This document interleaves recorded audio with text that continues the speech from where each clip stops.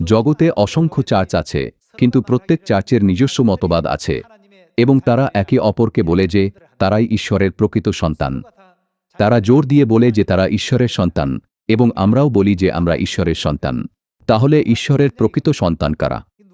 আমাদের মধ্যে বিচার করার জন্য কি কাউকে থাকা উচিত নয়? আসুন আমরা রোমিও অধ্যায় 8 পদ 12 দেখি এবং খুঁজে বের করি যে ঈশ্বর কাদেরকে তাঁর সন্তান বলে ডাকেন।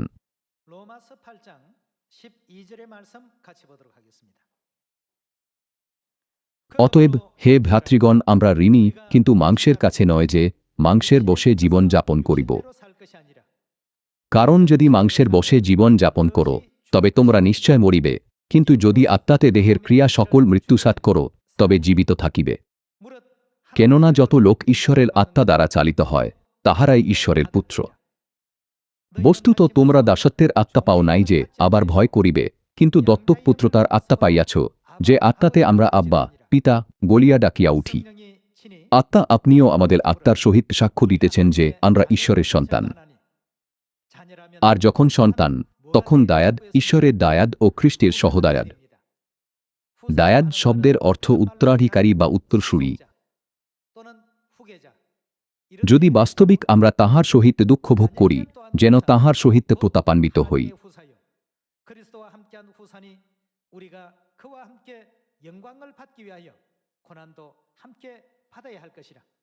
কারণ আমার মীমাংসা এই, আমাদের প্রতি যে প্রতাপ প্রকাশিত হইবে, তাহার সঙ্গে এই বর্তমান কালের দুঃখভোগ তুলনার যোগ্য নয়।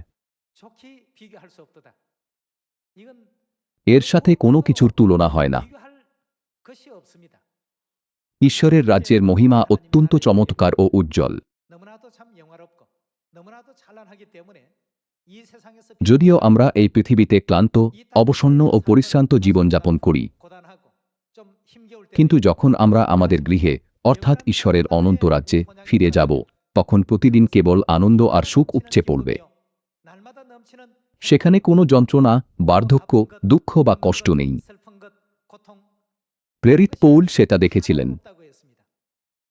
তিনি যা কিছু শিখেছিলেন তার সাথে এবং তার ভালো পারিবারিক পটভূমি, সেগুলোর সাথে ঈশ্বরের রাজ্যের তুলনা করা যেত না। সুতরাং যদিও তিনি নানা কষ্টের মধ্যে দিয়ে গিয়েছিলেন, যেমন ক্ষুধার্ত থাকা, ছিন্নবস্ত্র পরিধান করা এবং নিদ্রাহীনতায় ভোগা, তবুও তিনি কিভাবে সুসমাচার প্রচার করেছিলেন। তিনি আনন্দ ও খুশির সাথে প্রচার করেছিলেন। কারণ ঈশ্বরের অনন্ত রাজ্য তার জন্য অপেক্ষা করছিল। ঈশ্বর বলেছেন যে তার সন্তানেরা তার উত্তরাধিকারী হতে পারে, যারা ঈশ্বরের রাজ্যের উত্তরাধিকার পাবে। তাহলে আমরা কিভাবে ঈশ্বরের উত্তরাধিকারী হতে পারি? আমরা কিভাবে ঈশ্বরের উত্তরাধিকারী হতে পারি তা জানার জন্য আসুন আমরা মথি অধ্যায় 13 পদ 10 দেখি। পরে শিষ্যেরা নিকটে আসিয়া তাহাকে জিজ্ঞাসা করিলেন, আপনি কি জন্য দৃষ্টান্ত দ্বারা উহাদের নিকটে কথা কহিতেছেন? তিনি উত্তর করিয়া কহিলেন, স্বর্গরাজ্যের নিগুড় তত্ত্ব সকল তোমাদিগকে জানিতে দেওয়া হইয়াছে, কিন্তু তাহাদিগকে দেওয়া হয় নাই। কেননা যাহার আছে তাহাকে দেওয়া যাইবে ও তাহার বাহুল্য হইবে, কিন্তু যাহার নাই, তাহার যাহা আছে তাহাও তাহার নিকট হইতে লওয়া যাইবে। এই জন্য আমি তাহাদিগকে দৃষ্টান্ত দ্বারা কথা বলিতেছি, কারণ তাহারা দেখিয়াও দেখে না, শুনিয়াও শুনে না এবং বুঝেও না। আর তাহাদের সম্বন্ধে যিশাইয়ের এই ভাববাণী পূর্ণ হইতেছে, তোমরা শ্রবণে শুনিবে, কিন্তু কোনো মতে বুঝিবে না, আর দৃষ্টিতে দেখিবে, কিন্তু কোনো মতে জানিবে না। কেননা এই লোকদের হৃদয় অসাধ হইয়াছে, শুনিতে তাহাদের কর্ণ ভারী হইয়াছে, ও তাহারা চক্ষু মুদ্রিত করিয়াছে, পাছে তাহারা চক্ষে দেখে, আর কর্ণে শুনে, হৃদয়ে বুঝে, এবং ফিরিয়া আইসে, আর আমি তাহাদিগকে সুস্থ করি। কিন্তু ধন্য তোমাদের চক্ষু, কেননা তাহা দেখে, এবং তোমাদের কর্ণ, কেননা তাহা শুনে। যিশু অনেক দৃষ্টান্ত ব্যবহার করেছিলেন যাতে পৃথিবীর লোকেরা স্বর্গের সমস্ত রহস্য সহজেই বুঝতে পারে। যদিও আজকাল সমুদ্রতীরের বালির মতো অসংখ্য চার্চ রয়েছে, তবুও যিশুর ব্যবহৃত দৃষ্টান্তগুলোর মাধ্যমে আমাদের অবশ্যই জানা উচিত ঈশ্বরের উত্তরাধিকারীরা কোথায় আছে এবং তাদের বিশ্বাস কেমন।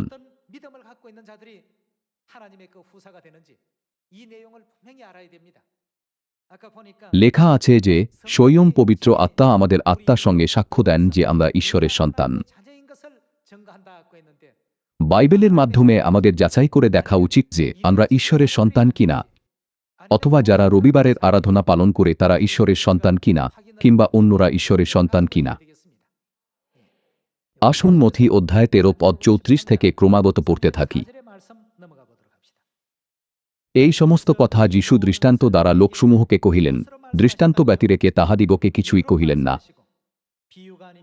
যেন ভাববাদীর দ্বারা কথিত এই বচন পূর্ণ হয়, আমি দৃষ্টান্ত কথায় আপন মুখ খুলিব, জগতের পত্তনাবধি যাহা যাহা গুপ্ত আছে সে সকল ব্যক্ত করিব।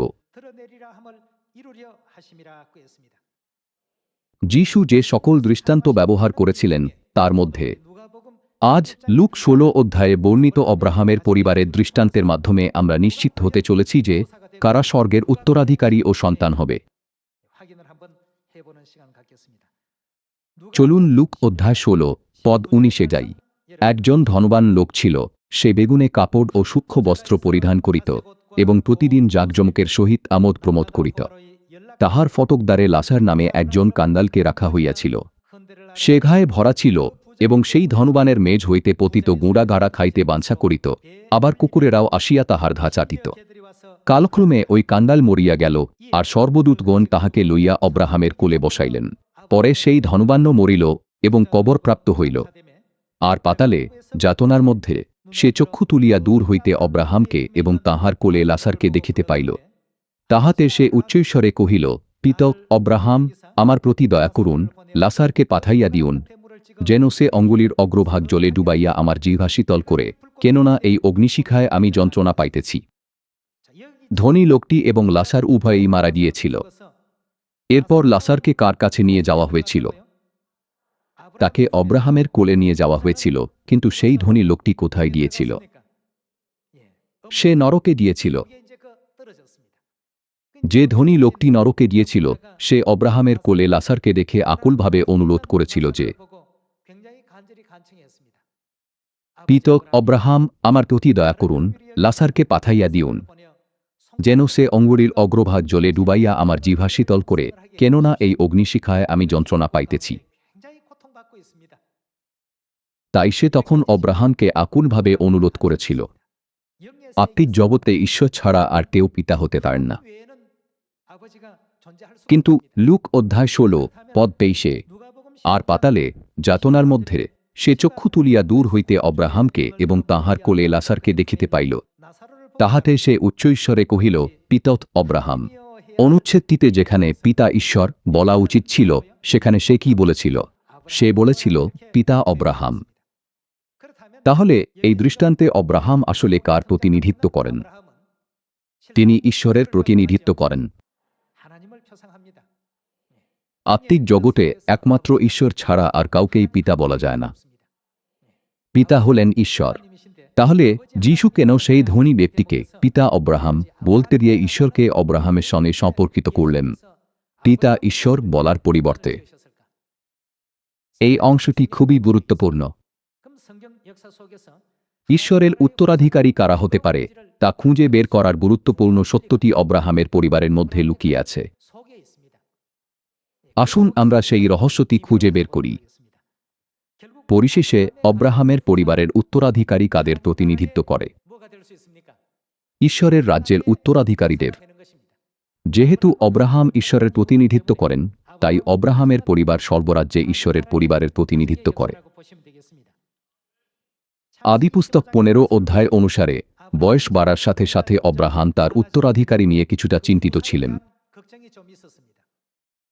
অব্রাহাম চিন্তিত ছিলেন কারণ সেই সময় পর্যন্ত তার কোনো সন্তান ছিল না। কিন্তু তার ইলিয়েসার নামে একজন দাস ছিল যে তার পরিবারেই পালিত হয়েছিল। তিনি ভেবেছিলেন যে তিনি সেই দাসকে তার উত্তরাধিকারী হিসাবে গ্রহণ করবেন, কিন্তু তিনি তখনও পর্যন্ত সিদ্ধান্ত নিতে পারেননি। তখন ঈশ্বর অব্রাহামকে বলে দিয়েছিলেন যে কে তার উত্তরাধিকারী হবে। আসলে ঈশ্বরের অনেক কাজ করার আছে। ঈশ্বরের এতটুকু অবকাশ নেই যে তিনি ব্যক্তিগতভাবে কোনো ব্যক্তির কাছে গিয়ে কাউকে তাদের উত্তরাধিকারী হিসাবে নিযুক্ত করতে বলবেন। বাইবেল এমন কোনো গ্রন্থ নয় যেখানে এই বিষয়গুলো রয়েছে। আদিপুস্তকে ঈশ্বরের গোপন ইচ্ছা নিহিত আছে। অব্রাহামের পরিবারের মাধ্যমে আমরা দেখতে পাই যে কারা ঈশ্বরের উত্তরাধিকারী হবে, কারা ঈশ্বরের সন্তান হবে। তাই এই বিষয়টি অধ্যয়ন না করে আমাদের উপায় নেই। আসুন আমরা আদিপুস্তক 15 অধ্যায়ের এক পদটি দেখি। ওই ঘটনার পরে দর্শনযুগে সদাপ্রভুর বাক্য অব্রামের নিকটে উপস্থিত হইল। তিনি বলিলেন, অব্রাম, ভয় করিও না, আমি তোমার ঢাল ও তোমার মহাপুরস্কার। অব্রাম কহিলেন, হে প্রভু সদাপ্রভু, তুমি আমাকে কি দিবে? আমি তো নিঃসন্তান হইয়া প্রয়াণ করিতেছি। আমি নিঃসন্তান, এই কথাটির অর্থ কি? এর অর্থ হল, আমার কোনো সন্তান নেই। অব্রাহামের তখন পর্যন্ত কোনো সন্তান ছিল না। যদিও তিনি বৃদ্ধ ছিলেন, তার কোনো সন্তান ছিল না। সুতরাং অব্রাহাম ঈশ্বরের সঙ্গে কথোপকথন করেছিলেন। যখন তিনি ঈশ্বরকে বলেছিলেন যে তিনি ইলিয়েসরকে তার উত্তরাধিকারী হিসাবে গ্রহণ করতে চান, তখন ঈশ্বর কি বলেছিলেন? আসুন আমরা 3 পদ দেখি। আর অব্রাম কহিলেন, দেখো, তুমি আমাকে সন্তান দিলে না, এবং আমার গৃহজাত একজন আমার উত্তরাধিকারী হইবে। তখন দেখ, তাহার কাছে সদাপ্রভুর বাক্য উপস্থিত হইল, যথা, ওই ব্যক্তি তোমার উত্তরাধিকারী হইবে না। ঈশ্বর অব্রাহামকে বলেছিলেন যে ইলিয়েসর তার উত্তরাধিকারী হবে না। আসুন আমরা 4 পদ থেকে পড়া চালিয়ে যাই। তখন দেখো, তাহার কাছে সদাপ্রভুর বাক্য উপস্থিত হইল, যথা, ওই ব্যক্তি তোমার উত্তরাধিকারী হইবে না, কিন্তু যে তোমার ঔরসে জন্মিবে সেই তোমার উত্তরাধিকারী হইবে। যখন অব্রাহাম বৃদ্ধ হয়েছিলেন এবং দম্মেশকীয় ইলিয়েসরকে তার উত্তরাধিকারী হিসাবে গ্রহণ করতে যাচ্ছিলেন, তখন ঈশ্বর সেই প্রস্তাবে অনুমোদন দেননি। এই ব্যক্তি তোমার উত্তরাধিকারী হবে না, এটি একটি অত্যন্ত গুরুত্বপূর্ণ অংশ যা আমাদের অবশ্যই মনে রাখা উচিত। ঈশ্বর প্রথম প্রার্থীতে প্রত্যাখ্যান করে বলেছিলেন, ইলিয়েসর তোমার উত্তরাধিকারী হবে না, কিন্তু তোমার নিজ দেহ থেকে জাত সন্তানই তোমার উত্তরাধিকারী হবে। আপনারা জানেন, অব্রাহামের পরিবারে তা সম্পত্তির উত্তরাধিকারী হওয়ার জন্য 3 জন সম্ভাব্য প্রার্থী ছিল। প্রথম প্রার্থী ছিল ইলিয়েসর, দ্বিতীয়জন ছিল ইশমায়েল এবং তৃতীয়জন ছিল ইসহাক। এই 3 জনের মধ্যে কে অব্রাহামের উত্তরাধিকারী হবে, সেই বিষয়টি ঈশ্বরের সন্তানদেরকে সমগ্র মানবজাতির মধ্য থেকে সুস্পষ্টভাবে পৃথক করার একটি গুরুত্বপূর্ণ চাবিকাঠি। যদিও ইলিয়েসর অব্রাহামের পরিবারে বাস করত, ঈশ্বর তার বিষয়ে কি বলেছিলেন? ঈশ্বর বলেছিলেন যে সে তার উত্তরাধিকারী হতে পারবে না। আসুন আমরা আদিপুস্তক অধ্যায় 16 পদ 15 দেখি। প্রথম প্রার্থী ইলিয়েসর উত্তরাধিকারী হিসাবে ব্যর্থ হয়। দ্বিতীয় প্রার্থী হিসাবে অব্রাহামের প্রথম সন্তানের জন্ম হয়েছিল। আসুন আমরা আদিপুস্তক অধ্যায় 16 পদ 15 দেখি। পরে হাগার অব্রামের নিমিত্তে পুত্র প্রসব করিল, আর অব্রাম হাগারের গর্ভজাত আপনার সেই পুত্রের নাম ইশমায়েল রাখিলেন। ইশমায়েলের মা ছিলেন সারার দাসী, যার নাম ছিল হাগার। যেহেতু সারা সন্তান ধারণে অক্ষম ছিলেন, অব্রাহাম দাসী হাগারের মাধ্যমে ইশমায়েল নামে এক পুত্র লাভ করেছিলেন। অব্রাহাম তার পুত্রের জন্য অত্যন্ত আনন্দিত হয়েছিলেন। যেহেতু তার নিজ দেহ থেকে এক পুত্র জন্মেছিল, অব্রাহাম ভেবেছিলেন যে তিনি তার সবকিছু এই পুত্রকে দিয়ে যাবেন। কিন্তু আসুন দেখি এই বিষয়ে ঈশ্বর কি বলেছিলেন। আদিপুস্তক অধ্যায় 17 পদ 15 থেকে 18। আর ঈশ্বর অব্রাহামকে কহিলেন, তুমি তোমার স্ত্রী সারিকে আর সারি বলিয়া ডাকিও না, তাহার নাম সারা হইল। আর আমি তাহাকে আশীর্বাদ করিব, এবং তাহা হইতে এক পুত্র তোমাকে দিব। আমি তাহাকে আশীর্বাদ করিব, তাহাকে সে জাতিগণের আদিমাতা হইবে, তাহা হইতে লোকবৃন্দের রাজগণ উৎপন্ন হইবে। তখন অব্রাহাম উবুদ হইয়া পড়িয়া হাসিলেন, মনে মনে কহিলেন, 100 বর্ষ বয়স্ক পুরুষের কি সন্তান হইবে? আর 90 বৎসর বয়স্কা সারা কি প্রসব করিবে? পরে অব্রাহাম ঈশ্বরকে কহিলেন, ইশমায়েলই তোমার গোচরে বাঁচিয়া থাকুক। তিনি কামনা করেছিলেন, ইসরায়েল যেন কোনো রকম সমস্যা ছাড়াই সুস্থভাবে বেঁচে থাকে এবং তার মৃত্যুর পর তার সমস্ত সম্পত্তি লাভ করে। কিন্তু পবিত্র আত্মা ঈশ্বর কি বলেছিলেন? তখন ঈশ্বর কহিলেন, তোমার স্ত্রী সারা অবশ্য তোমার নিমিত্তে পুত্র প্রসব করিবে। ইশমায়েলকেও তার উত্তরাধিকারী হওয়ার অনুমতি দেওয়া হয়নি। এবারও ঈশ্বর বলেছিলেন, না, বিষয়টা অদ্ভুত নয়টি। অব্রাহাম বিশ্বাস করতেন যে যদি কেবল তার শরীর থেকে এক পুত্র জন্মায়, তবে ঈশ্বর তাকে তার উত্তরাধিকারী করবেন, কারণ ঈশ্বর বলেছিলেন যে তার নিজের শরীর থেকে জাত পুত্রই তার উত্তরাধিকারী হবে।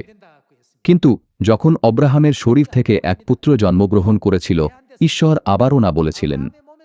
এই বিষয়টি অত্যন্ত গুরুত্বপূর্ণ। ঈশ্বর কেন না বলেছিলেন? অবশ্যই ঈশ্বর বলেছিলেন যে অব্রাহামের দেহ থেকে জাত পুত্রই তার উত্তরাধিকারী হবে, কিন্তু তিনি বলেছিলেন যে অব্রাহামের ঔরসে জন্ম নেওয়া ইসমাইল তার উত্তরাধিকারী হতে পারবে না। এর নিশ্চয়ই কোনো নির্দিষ্ট কারণ আছে। যখন আমরা কারণটি খুঁজে পাব, তখন আমরা এই গুরুত্বপূর্ণ উত্তরটি জানতে পারব যে এই যুগে কেন আমাদের মাতা ঈশ্বরের উপর বিশ্বাস স্থাপন করা উচিত। ইসমাইলের পিতা ছিলেন অব্রাহাম, কিন্তু তার মাতা কে ছিল? সে ছিল হাগার, একজন দাসী। যেহেতু তার মাতা একজন দাসী ছিল, স্বাধীনা নয়, তাই ঈশ্বর তাকে প্রত্যাখ্যান করেছিলেন। তাকে প্রত্যাখ্যান করে ঈশ্বর কি প্রতিজ্ঞা করেছিলেন? তিনি প্রতিজ্ঞা করেছিলেন যে সারা তার জন্য একটি পুত্র সন্তান প্রসব করবেন। তার কথায় অগ্রহাম হেসেছিলেন, কিন্তু এর মানে এই নয় যে তিনি ঈশ্বরের বাক্য অস্বীকার করেছিলেন বা তাঁকে উপহাস করেছিলেন। হে ঈশ্বর, আমার বয়স প্রায় 100 বছর আর সারার বয়স 90 বছর। শুধু আমার পরিবারের জন্য আপনি এত চিন্তিত? হে ঈশ্বর, শুধু আমার জন্য আপনি কি এমনটা করবেন? আমি ইতিমধ্যেই বৃদ্ধ, সারাও তাই। আমি শুধু চাই ইসমাইল আপনার সামনে কোনো কষ্ট ছাড়াই বেঁচে থাকুক এবং আমার সম্পত্তির উত্তরাধিকারী হোক। অব্রাহাম ঈশ্বরকে এভাবে বলেছিলেন যাতে ঈশ্বর চিন্তিত না হন, কারণ ঈশ্বর তার প্রতি অফুরন্ত আশীর্বাদ ও প্রেমের কারণে অত্যন্ত চিন্তিত ছিলেন। তিনি হাসলেন, এর অর্থ এই নয় যে তিনি ঈশ্বরকে উপহাস করেছিলেন। ঈশ্বর অব্রাহামের প্রস্তাব অনুযায়ী অগ্রসর হননি, কারণ অব্রাহামের পরিবারের উত্তরাধিকারী কে হবে এই বিষয়টি একটি অত্যন্ত গুরুত্বপূর্ণ বিষয় যা নির্ধারণ করে যে কারা স্বর্গের প্রজা হবে এবং কারা ঈশ্বরের প্রকৃত সন্তান হবে। এই কারণেই ঈশ্বর বলেছিলেন যে ইসমাইলও উত্তরাধিকারী ছিল না। যদিও ইসমাইল অব্রাহামের ঔরসে জন্মগ্রহণ করেছিল, তবুও তাকে যোগ্য বলে গণ্য করা হয়নি। তাহলে অব্রাহামের উত্তরাধিকারী হওয়ার জন্য কার মাধ্যমে পুত্রের জন্ম হওয়া উচিত? উত্তরাধিকারীর জন্ম সারার মাধ্যমে হওয়া উচিত। প্রথমে শর্ত ছিল যে উত্তরাধিকারীকে অব্রাহামের ঔরসে জন্মগ্রহণ করতে হবে। যদিও ইসমাইল অব্রাহামের ঔরসে জন্মগ্রহণ করেছিল, ঈশ্বর তাতে রাজি হননি। এর কারণ ছিল এই যে উত্তরাধিকারীর জন্ম সারার গর্ভেই হওয়া উচিত ছিল। অতঃপর অব্রাহামের ঔরসে ও সারার গর্ভে জাত পুত্রই উত্তরাধিকারী হবে। আদিপুস্তকে অনেক গুরুত্বপূর্ণ সত্য নিহিত রয়েছে। এটা মোটেই শুধু একটি সাধারণ পারিবারিক ইতিহাস নয়। আসুন আমরা আবার 16 পদটি দেখি। আর আমি তাহাকে আশীর্বাদ করিব এবং তাহা হইতে এক পুত্র তোমাকে দিব। আমি তাহাকে আশীর্বাদ করিব, তাহাকে সে জাতিগণের আদিমাতা হইবে, তাহা হইতে লোকবৃন্দের রাজগণ উৎপন্ন হইবে। তখন অব্রাহাম উবুধ হইয়া পড়িয়া হাসিলেন, মনে মনে কহিলেন, শতবর্ষ বয়স্ক পুরুষের কি সন্তান হইবে? আর 90 বৎসর বয়স্কা সারা কি প্রসব করিবে? পরে অব্রাহাম ঈশ্বরকে কহিলেন, ইসমায়েলই তোমার গোচরে বাঁচিয়া থাকুক। তখন ঈশ্বর কহিলেন, তোমার স্ত্রী সারা অবশ্য তোমার নিমিত্তে পুত্র প্রসব করিবে এবং তুমি তাহার নাম ইসহাক রাখিবে, আর আমি তাহার সহিত আমার নিয়ম স্থাপন করিব, তাহা তাহার ভাবী বংশের পক্ষে চিরস্থায়ী নিয়ম হইবে। অবশেষে ঈশ্বর সারার গর্ভে জন্ম নেওয়া ইসহাককে উত্তরাধিকারী হিসাবে চিহ্নিত করেছিলেন। আসুন আমরা 21 পদে যাই এবং দেখি ঈশ্বর কিভাবে ইসহাককে নিযুক্ত করেছিলেন। কিন্তু আগামী বৎসরের এই ঋতুতে সারা তোমার নিমিত্তে যাহাকে প্রসব করিবে, সেই ইসহাকের সহিত আমি আপন নিয়ম স্থাপন করিব। পরে কথোপকথন সাঙ্গ করিয়া ঈশ্বর অব্রাহামের নিকট হইতে ঊর্ধ্বগমন করিলেন। এইভাবে ইলিয়েসার প্রত্যাখ্যাত হয়েছিল এবং ইসমাইলও প্রত্যাখ্যাত হয়েছিল। অবশেষে ঈশ্বর ইসহাককে উত্তরাধিকারী নিযুক্ত করেছিলেন। ঈশ্বর বলেছিলেন যে অব্রাহামের ঔরসে কোনো পুত্র সন্তানের জন্ম হলেও সে যদি সারার গর্ভে জন্ম না নেয়, তবে সে কখনোই তার উত্তরাধিকারী হবে না। প্রাচীন ইসরায়েলে জ্যেষ্ঠ পুত্রকে জন্মগত অধিকার দেওয়া হতো। পরিবারের সমগ্র সম্পত্তি জ্যেষ্ঠ পুত্রকে দেওয়া হতো। প্রাচীনকালে কোরিয়াতেও একই প্রথা প্রচলিত ছিল। এইভাবে ইসরায়েলে জ্যেষ্ঠাধিকারের ব্যবস্থা ছিল এবং লোকেরা তা পুঙ্খানুপুঙ্খভাবে পালন করত। এই প্রথা অনুসারে অব্রাহামের জ্যেষ্ঠ পুত্র কে ছিল? ইসমাইল ছিল জ্যেষ্ঠ পুত্র, কিন্তু ঈশ্বর তাকে স্বীকৃতি দেননি। তাহলে প্রথা ভাঙার ক্ষেত্রে ঈশ্বর কেন অগ্রণী ভূমিকা পালন করেছিলেন? ঈশ্বরের ইচ্ছা ছিল যে উত্তরাধিকারী কেবল অব্রাহামেরই ঔরসজাত হবে না, বরং তাকে কার গর্ভজাত হতে হবে। সারার গর্ভে জন্ম নেওয়া পুত্রকে ঈশ্বর এক নিখুঁত সন্তান হিসাবে স্বীকার করেছিলেন। আসুন রোমীয় ৮ অধ্যায়ে অব্রাহামের পরিবারে উত্তরাধিকারী নির্ধারণের অর্থ জেনে নিই। রোমীয় অধ্যায় ৮ পদ ১৪। কেননা যত লোক ঈশ্বরের আত্মা দ্বারা চালিত হয়, তাহারাই ঈশ্বরের পুত্র। বস্তুত তোমরা দাসত্বের আত্মা পাও নাই যে আবার ভয় করিবে, কিন্তু দত্তক পুত্রতার আত্মা পাইয়াছ, যে আত্মাতে আমরা আব্বা, পিতা বলিয়া ডাকিয়া উঠি। আত্মা আপনিও আমাদের আত্মার সহিত সাক্ষ্য দিতেছেন যে আমরা ঈশ্বরের সন্তান। আর যখন সন্তান, আমাদের কি হওয়া উচিত? দায়াদ। আমাদের কার দায়াদ হওয়া উচিত? তখন দায়াদ ঈশ্বরের দায়াদ। আমরা যখন অব্রাহামের পরিবারের ইতিহাসের দিকে তাকাই, তখন দেখি যে অব্রাহাম ঈশ্বরের প্রতিনিধিত্ব করেন। এর অর্থ হল অব্রাহামের উত্তরাধিকারী ঈশ্বরের উত্তরাধিকারীর প্রতিনিধিত্ব করবে। ঈশ্বরের উত্তরাধিকারী ও সন্তান হওয়ার জন্য আমাদের অবশ্যই অব্রাহামের পরিবারের এই গুরুত্বপূর্ণ ইতিহাস কোনো অবস্থাতেই ভুলে যাওয়া উচিত নয়। এই বিষয়বস্তু পর্যালোচনা করলে আমরা জানতে পারব অবশেষে কারা ঈশ্বরের সন্তান হিসাবে স্বীকৃতি পেতে পারবে। ইলিয়েশর, তার বাবা ও মা দুজনেই দাস ছিল। পুরাতন নিয়মের যুগে যদি পিতামাতা দাস হতো, তাহলে তাদের সন্তানদেরও দাস হিসাবেই জীবনযাপন করতে হতো এবং দাসত্বের অবস্থাকে উত্তরাধিকার সূত্রে পেতে হতো। ইলিয়েশরের বাবা একজন দাস ছিল এবং তার মাও একজন দাসী ছিল। ঈশ্বর ইলিয়েশরের বিষয়ে না বলেছিলেন। ঈশ্বর বলেছিলেন অব্রাহামের দেহ থেকে জাত এক পুত্রই তার উত্তরাধিকারী হবে। দ্বিতীয় প্রার্থী ইসমাইলের পিতা ছিলেন স্বাধীন পুরুষ অব্রাহাম, কিন্তু তার মাতা ছিল একজন দাসী, হাগার। ঈশ্বর আবার না বলেছিলেন। অবশেষে ইসহাক উত্তরাধিকারী হয়েছিল। ইসহাকের উত্তরাধিকারী হতে সক্ষম হওয়ার সবচেয়ে নির্ণায়ক কারণ কি ছিল? সেটি ছিল তার মাতা। সেই দিনগুলিতে যখন জ্যেষ্ঠাধিকারের ব্যবস্থা কঠোর ছিল, অব্রাহামের প্রথম পুত্র ছিল ইসমাইল। তাহলে উত্তরাধিকারের যে অধিকার ইসমাইলকে দেওয়া উচিত ছিল, তা কেন ইসহাককে দেওয়া হয়েছিল? ঈশ্বর এই বিষয়টির উপর গুরুত্ব দিয়েছিলেন। যদি উত্তরাধিকারের অধিকার সম্পূর্ণরূপে পিতৃবংশের ওপর নির্ভরশীল হতো, তবে ইসরায়েলেরই উত্তরাধিকার পাওয়া উচিত ছিল। ইসরায়েলের ভালো যোগ্যতা ছিল, সে ছিল জ্যেষ্ঠ পুত্র, ইসহাকের চেয়ে অনেক বড়, সুস্থ এবং শক্তিশালী। যদিও ইসরায়েল উত্তরাধিকারের অধিকার পাওয়ার জন্য যথেষ্ট যোগ্য ছিল, ঈশ্বর তাকে প্রত্যাখ্যান করেছিলেন। কিন্তু পরিশেষে ঈশ্বর কাকে মনোনীত করলেন? আমাদের কাছে মাতা ঈশ্বর সম্বন্ধীয় সত্য প্রকাশ করার জন্য ঈশ্বর কাউকেই মাতার মধ্য দিয়ে না গিয়ে অব্রাহামের উত্তরাধিকারী হওয়ার অনুমতি দেননি, তাদের যোগ্যতা যতই ভালো হোক না কেন।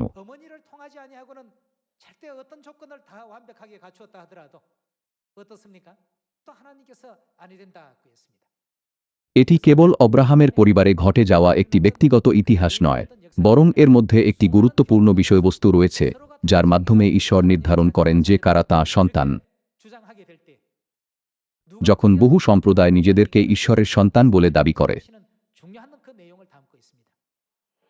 অন্য কথায়, ইলিয়েশর, যার পিতা ও মাতা উভয়েই দাস ছিল, সে সেই সব লোকের প্রতিনিধিত্ব করে যারা পিতা ঈশ্বর এবং মাতা ঈশ্বরে বিশ্বাস করে না। আজ অনেকেই এমন লোক, তারা পিতা ঈশ্বর বা মাতা ঈশ্বর কাউকেই বিশ্বাস করে না। এরপর ইসমাইল তাদের প্রতিনিধিত্ব করে যারা ঈশ্বরকে পিতা হিসাবে জানে কিন্তু মাতা ঈশ্বরকে বিশ্বাস করে না। আজ এই পৃথিবীর বহু চার্চ জোর দিয়ে বলে যে শুধুমাত্র পিতা ঈশ্বর আছেন। এই ধরনের লোকেরা ইসমাইলের শ্রেণীর অন্তর্ভুক্ত। ঈশ্বর বলেছেন যে এই ধরনের মানুষ তার উত্তরাধিকারীও নয়, যার অর্থ হল সে ঈশ্বরের সন্তান নয়। আপনাদের এটি রোমীয় ৮ অধ্যায়ের সাথে সংযুক্ত করা উচিত। যাই হোক, সর্বশেষ প্রার্থী ইসহাকের বিষয় কি?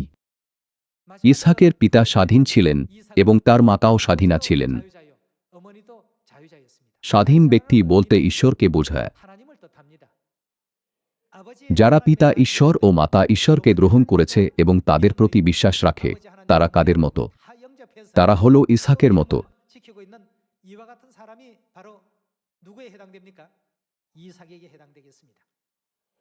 যদিও অসংখ্য চার্চ আছে, তারা বলে পিতা ঈশ্বর ছাড়া আর কোনো ঈশ্বর নেই। কিন্তু বাইবেলে এমন কথা বলা নেই। বাইবেল বলে যে পিতা ঈশ্বর এবং মাতা ঈশ্বর আছেন। যখন লোকেরা বাইবেল পড়ে, তখন তারা হয়তো সহজেই মনে করে যে ঈশ্বর শব্দটি একবচন। কিন্তু পুরাতন নিয়মে ঈশ্বরকে বোঝানোর শব্দটি 2500 বারেরও বেশি বহুবচন রূপে লিপিবদ্ধ ছিল।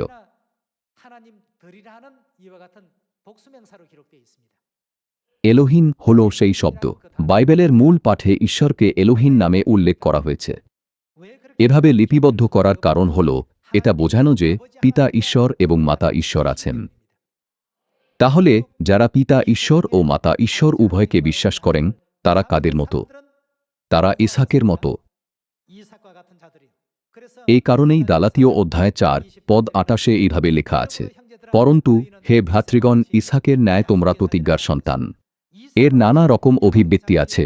ইসহাকের মতো প্রতিজ্ঞার সন্তান, উত্তরাধিকারী, স্বাধীনা স্ত্রীর সন্তান, স্ত্রীর বংশের অবশিষ্ট সন্তান। পরন্তু হে ভ্রাতৃগণ, ইসহাকের ন্যায় তোমরা প্রতিজ্ঞার সন্তান। কিন্তু মাংস অনুসারে জাত ব্যক্তি যেমন তৎকালে আত্মানুসারে জাতকে তাড়না করিত, তেমনি এখনও হইতেছে। তথাপি শাস্ত্রে কি বলে? ওই দাসীকে ও উহার পুত্রকে বাহির করিয়া দেও, কেননা ওই দাসীর পুত্র কোনো ক্রমে স্বাধীনার পুত্রের সহিত দায়াধিকারী হইবে না। এখানে উত্তরাধিকার বলতে কি বোঝানো হচ্ছে? এর মানে কি স্বর্গরাজ্যের উত্তরাধিকার নয়? আসুন আমরা 31 পদ দেখি। অতএব হে ভ্রাতৃগণ, আমরা দাসীর সন্তান নই, আমরা স্বাধীনার সন্তান। তাহলে একটি শিশু তার জন্মদাত্রী নারীকে কি বলে ডাকে? অবশ্যই মা। এই ধরনের শিক্ষা নতুন নিয়মের সত্যের মধ্যে রয়েছে, কিন্তু অনেকে বলে বাইবেলে কি কোনো মাতা আছেন? আসুন 26 পদ দেখি। কিন্তু ঊর্ধ্বস্থ জেরুসালেম স্বাধীনা, আর সে আমাদের জননী।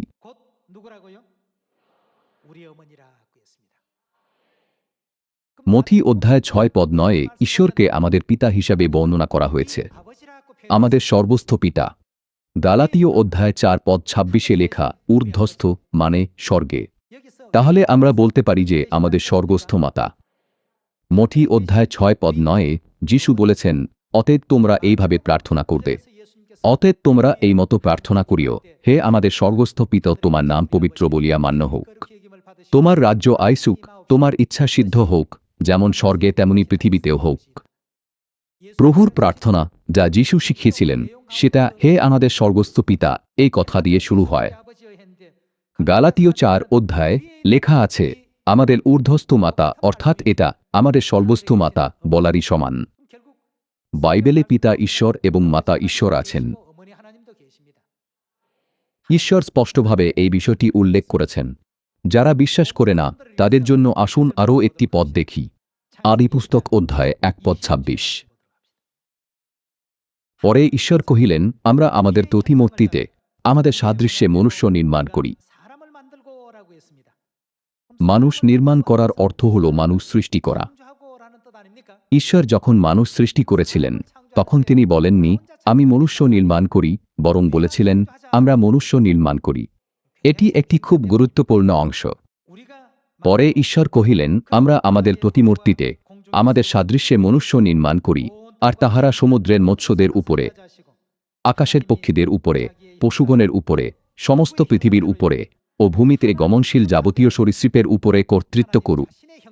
পরে ঈশ্বর আপনার প্রতিমূর্তিতে মনুষ্যকে সৃষ্টি করিলেন। ঈশ্বরের প্রতিমূর্তিতেই তাহাকে সৃষ্টি করিলেন, পুরুষ ও স্ত্রী করিয়া তাহাদিগকে সৃষ্টি করিলেন।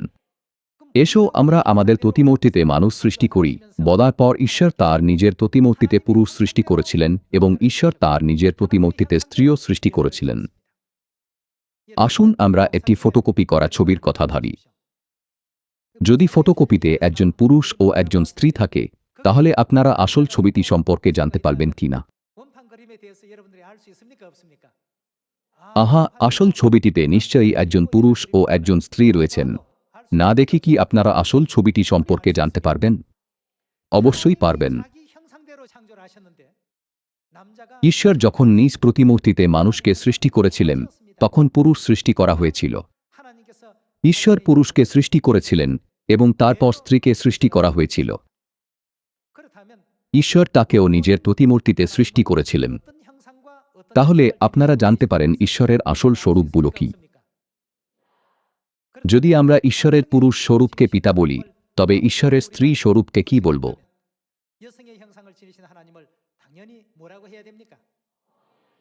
মাকা। যাদের এমন বিশ্বাস আছে, তারা ইসহাকের মতো প্রতিজ্ঞার সন্তান।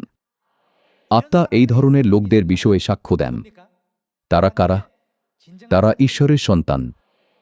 কারণ এই ধরনের সন্তানেরাই স্বর্গরাজ্যের উত্তরাধিকারী হবে। সেই কারণেই আমরা খুশি। এমনকি যখন আমরা সমরিয়ায় ও পৃথিবীর প্রান্ত পর্যন্ত সুসমাচার প্রচার করতে যাই, তখনও আমাদের সাহস ও আত্মবিশ্বাস থাকে, কারণ যে ঈশ্বর বলেছেন, আমি তোমাদের শক্তিশালী করব এবং সত্যিই সাহায্য করব। তিনি আমাদের পিতা ও মাতা। আমরা ইসহাকের মতো সন্তান, যারা পিতা ঈশ্বর ও মাতা ঈশ্বরকে বিশ্বাস করি। আমরা অনন্ত স্বর্গরাজ্যের সন্তান এবং ঈশ্বরের সন্তান। আমাদের উদ্ধার ও ঈশ্বরের রাজ্য সম্বন্ধে বিন্দুমাত্র সন্দেহ করারও প্রয়োজন নেই।